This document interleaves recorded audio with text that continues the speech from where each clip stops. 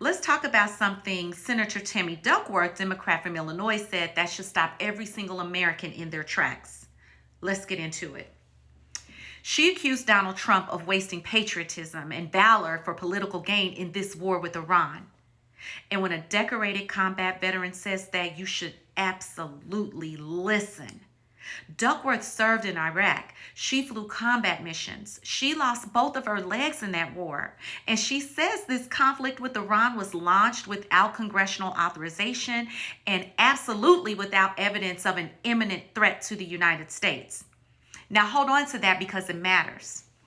Now, under the Constitution, Congress is supposed to decide when Americans go to war, right? Let's go ahead and break this all down. Under the Constitution, Congress, not the president, has the authority to declare war. We all know this. This has been said over and over again. We've talked about it. It's been all over our feeds. So let's now talk about the authority Article 2 of the Constitution gives the president. It gives him powers as commander-in-chief to defend U.S. forces and the nation. And the War Powers Resolution allows the president to deploy forces without congressional approval for up to 60 days before Congress must authorize any continuation of military action. So how did we get here? The president ordered military strikes against Iran with a loophole, imminent threat. Remember, I said hold on to that. This is important. An imminent threat is supposed to mean that an attack against the United States or U.S. forces is about to happen very soon, leaving little or no time to consult Congress before acting. And in that situation, a president can claim self-defense and order military action immediately. So do you see how this is all coming together? The administration said the strike was necessary because of an imminent threat. The problem is that imminent threat isn't clearly defined in law. So presidents often use it to justify military action first and ask Congress for approval later. And this is where we are.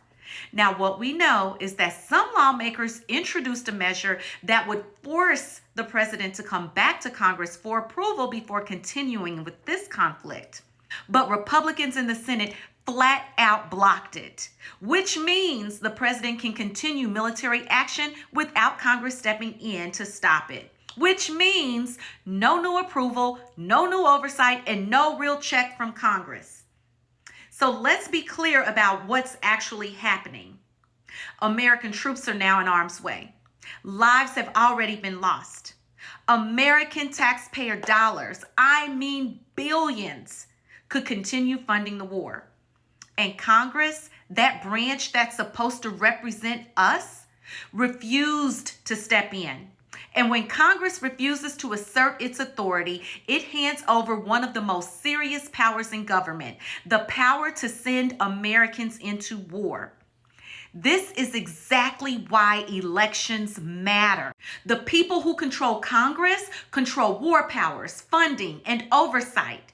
If you want accountability for decisions that send Americans into combat, if you believe patriotism shouldn't be used as a political prop, then the answer isn't complaining online. The answer is showing up in the midterms. Register, vote, and make sure the people in Washington answer to the people who sent them there. Because sending our sons and daughters to war should never be a political strategy. We have the power, guys. November 3rd, 435 House seats, 35 Senate seats are up for grabs because democracy is decided by who shows up.